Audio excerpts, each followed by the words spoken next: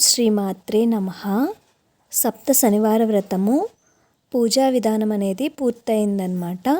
ఇప్పుడు వ్రత కథను విని తరిద్దాము. శ్రీ వెంకటేశ్వర అవతార ఘట్టము. సౌనికాది మునులతో సూత మహర్షి చెప్పిన శ్రీ వెంకటేశ అవతార కథ. కలియుగం మొదలైంది. కలిదోష నివారణ కోసం మహర్షులందరూ నైమిసారణ్యములో ఒక సత్రయాగం సంకల్పించారు. అయితే ఆ యజ్ఞఫలాన్ని ఎవరికి దారపోస్తే ప్రయోజనం కలుగుతుందని చర్చించారు. వారిలో భృగు మహర్షి యజ్ఞఫలానికి త్రిమూర్తులైన బ్రహ్మ, విష్ణు, శంకరులలో ఎవరు తగినవారో నేను పరీక్షించి వస్తా అన్నాడు. ఆయన మహాతపస్శాలి. మునులంతా ఆమోదించారు. ఆయన ముందుగా వెళ్ళి సత్యలోకం వెళ్ళారు. బ్రహ్మ అతని రాకను గమనించక సరస్వతీ వీణానాదంలో మునిగి ఉన్నారు.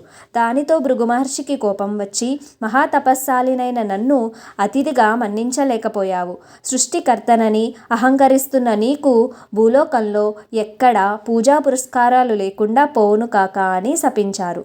తరువాత కైలాసానికి వెళ్ళారు. అక్కడ పరమేశ్వరుడు పార్వతితో ఆనందనాట్యం చేస్తూ భృగు రాకను గమనించలేదు. దానితో భృగు మహర్షి కోపంతో, శంకరా, నీవు నాట్య విలాసాలలో మునిగి మహాతపస్శాలిని అతిథిని అయిన నన్ను నిర్లక్ష్యం చేశావు కనుక భూలోకంలో నీకు లింగ రూపంలోనే కాని నిజ రూపంలో ఆరాధన జరగకుండును కాక అని శపించినాడు. ఆ తర్వాత వైకుంఠానికి వెళ్ళాడు. మాధవుడు పాన్పు మీద పరుండి తనకు పాదసేవ చేస్తున్న లక్ష్మీదేవితో చర్చలో ఉన్నాడు. మునిరాకను గమనించలేదు. భృగువు వెళ్ళి, అతిథిగా వచ్చిన నన్ను అవమానిస్తావా అంటూ విష్ణుమూర్తి గుండెల మీద తన్నినాడు. ఒక్కసారిగా లోకాలన్నీ కంపించాయి. అయినా శ్రీ మహావిష్ణువు రవ్వంత కూడా ఆగ్రహించక పరమ శాంత స్వభావంతో లేచి మునికి నమస్కరించి, మునీంద్ర, మీరాక చేత వైకుంఠం పావనమైనది. మీరాకను గమనించని నా అవనయాన్ని మన్నించండి అంటూ భృగు మహర్షికి పాదాలొత్తాడు. భృగు మహర్షికి గర్వభంగమైనది. విష్ణుమూర్తికి నమస్కరించి, ఓ దేవదేవా, మీ వంటి సత్వగుణ సంపన్నులు 14 లోకాలలోనూ లేరు.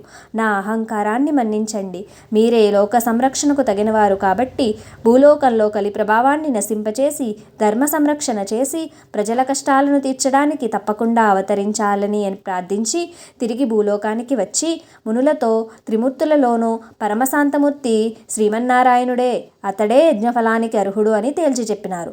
మునులందరూ సత్రయాగం చేసి ఆ ఫలాన్ని యజ్ఞపురుషుడైన శ్రీ మహావిష్ణువుకు దారపోసినారు. అక్కడ వైకుంఠంలో లక్ష్మీదేవికి కోపం వచ్చింది. శ్రీహరి వక్షస్థలమే తన నివాసము.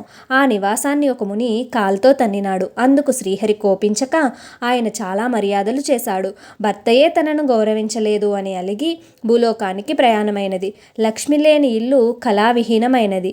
ఆమెను వెతికి తెచ్చుకోవటానికి భూలోకానికి ప్రయాణమైనాడు విష్ణువు. ఇంతలో భూదేవి వచ్చి, దేవా, కలియుగంలో అధర్మం పెరిగిపోయింది. పాపభారం నేను మోయలేకపోతున్నాను. నువ్వు భూలోకంలో అవతరించి నన్ను కాపాడు అయ్యా అని కోరింది.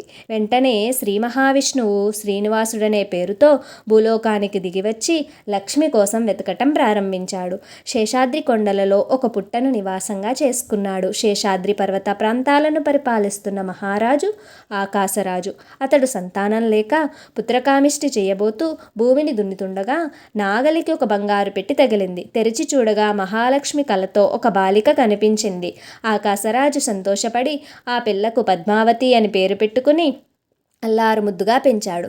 యుక్త వయసు వచ్చిన పద్మావతి ఒకసారి శ్రీనివాసుని చూసి మోహించింది. తల్లిదండ్రులకు చెప్పింది. ఆకాశరాజు వచ్చి చూచి శ్రీనివాసుని తేజో విశేషాలకు ఆశ్చర్యపడి అతడే శ్రీ మహావిష్ణువు అని భావించి పద్మావతినిచ్చి వివాహం చేశాడు. ఆకాశరాజు తర్వాత అతని తమ్ముడు తొండమానుడు రాజైనాడు. శ్రీనివాసుడు వెంకటేశ్వరుడను నామంతో తిరుమల శిఖరాల మీద కలియుగాంతం వరకు నివసించాలని నిశ్చయించుకుని సాలగ్రామ శిలారూపుడై పద్మావతి భూదేవులతో నివసించసాగినాడు. తొండమానుడు శ్రీ వెంకటేశునికి ఆలయం నిర్మించాడు. తనను సేవించే భక్తులకు కల్పవృక్షం లాంటి వాడై శ్రీనివాసుడు ఇప్పటికీ భక్తులను సంరక్షిస్తూ అక్కడే నిలిచి ఉన్నాడు. సౌనికాది మహామునులంతా సూతుడు చెప్పింది విని వెంకటాచలంపై వెలిసాక శ్రీనివాసుని అనుగ్రహం పొందిన వారెవ్వరైనా ఉంటే వారి కథను కూడా వినిపించమని సూతుని అడిగినారు. సూతుడు ఇలా చెప్పాడు. కుమ్మరి భీముని కథ. తిరుపతి మహాక్షేత్రమునకు సమీపమున ఒక పల్లెలో భీముడు అనే కుమ్మరివాడొకడు కలవాడు. అతడు పేదవాడు. కుండలను తయారు చేసి వానిని అమ్ముకుని జీవించేవాడు. వానికి శ్రీనివాసునిపై భక్తి ఎక్కువ. చిరకాలము దేవుని పూజించవలయనని ఉన్నను కుటుంబ పరిస్థితులను బట్టి వానికి అవకాశం లేకుండా ఉంది. అందువలన తాను కుండలను తయారు చేయ ప్రదేశమున శ్రీ వెంకటేశ్వర స్వామి వారి ప్రతిమను ఉంచుకునెను. సారేపై కుండలను తయారు చేయనప్పుడు తన చేతికి అంటిన మట్టినే పుష్పంగా తయారు చేసి భక్తితో స్వామివారి ప్రతిమ వద్ద ఉంచును. అది వానికి ప్రతిరోజు నిత్యకృత్యమైనమాట. ఆ ప్రాంతమును పరిపాలించిన రాజు తొండమానుడు కూడా శ్రీ వెంకటేశ్వర స్వామి యందు భక్తి కలవాడు. అతడు ప్రతిదినము వెంకటాచలమునకు పోయి స్వామివారిని బంగారు పూలతో అర్చించేవాడు. కొంతకాలమునకు అతడిలో అహంకారము పెరిగెను. పక్క రోజు అతడు పూజ చేయుటకు ఉద్యుక్తుడు కాగా తాను నిన్న పూజించిన బంగారు పూల స్థానమున మట్టి పూలు స్వామివారి వద్ద కనిపించినవి. కారణం అర్థం కాలేదు. అర్చకులు తానుంచిన బంగారు పూలను అపహరించి మట్టి పూలు నుంచారని అనుమానించాడు. తన భటులను కాపలాగా ఉంచాడు. రాజు ఎన్ని విధములుగా యత్నించినను బంగారు పూల స్థానమున మట్టి పూలే స్వామివారి వద్ద ఉండేవి. మహారాజునకు మానసిక వ్యధ పెరిగింది. చింతాపీడితుడైన వానికి శ్రీ వెంకటేశ్వర స్వామి కలలో కనిపించెను. రాజా, సమీప గ్రామమున భీముడను కుమ్మరి ఒకడు కలవాడు. అతడు కుండలు చేయుచున్నును. నా నామస్మరణను ధ్యానమును విడువని మహాభక్తుడు. వాని భక్తి ప్రభావంన అతడుంచిన మట్టి పూలు ఇచ్చటి నా సన్నిధానమునకు చేరుకున్నవి. నీ ఉంచినటి బంగారు పూలు అతడుంచిన పూలయందు నిలవలేక అదృశ్యమైపోయాయి.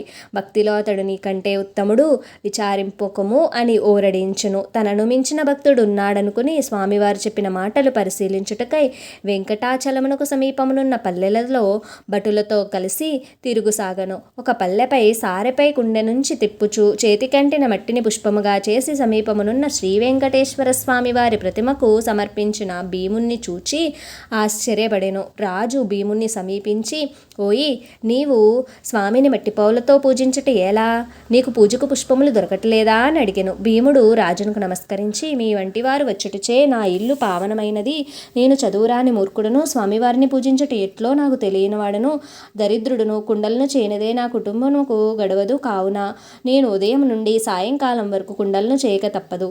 చేతికంటిన మట్టినే పుష్పముగా చేసి ఇట్లు స్వామివారికి సమర్పించుకొనుచుంటిని అని వివరించును. కుమ్మరివాని మాటలు విన్న రాజు మిక్కిలి ఆశ్చర్యపడును. కుమ్మరివాని భక్తికి మెచ్చి వానికి నమస్కరించి తన రాజ్యమునకు పోయెను. ఆ తర్వాత కొంతకాలమునకు భీముడు సశరీరముగా వైకుంఠమునకు చేరెను. శ్రీ వెంకటేశ్వర స్వామి భీముని భక్తికి మెచ్చి, ఇక నుండి నా ఉదయము ప్రసాదము మట్టి పాత్రలో నివేదింపవలయనని తొండమాను మహారాజునకు కలలో కనిపించి చెప్పెను. ఈనాటికి స్వామివారి సన్నిధిలో ఆ ఆచారమును పాటించుచు ఓడు అనే ప్రసాదమును మట్టి కుండలతోనే నివేదన చేయుచు ఆరాధించుచున్నారు.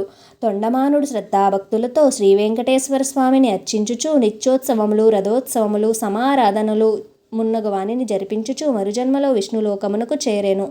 ఒకసారి శనేశ్చర శ్రీ వెంకటేశ సంవాదము. ఒకసారి శనేశ్వరునికి మానవులెవ్వరూ తనను భక్తితో సేవించడం లేదని, భయంతో మాత్రమే పూజిస్తున్నారని విచారం కలిగింది. అప్పుడు వెంకటేశ్వరునికి తపస్సు చేయగా ఆయన సాక్షాత్కరించారు. స్వామి, నా పేరు వింటే ప్రజలు భయపడిపోతున్నారు.